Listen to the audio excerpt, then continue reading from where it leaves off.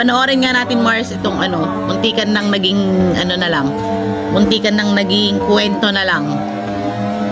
Dun ka. Ayan. So, memplang mga Mars. Semplang. Grabe. Doon ka na. Doon ka na.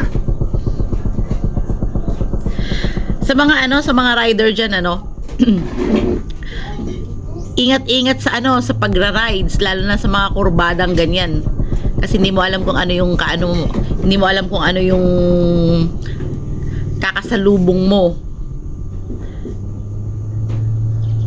Ay, no. Ang bilis ng pagpapatakbo mo tapos ganyan. Ay, Diyos ko. Kakantahan ka na lang ng maalaala mo kaya.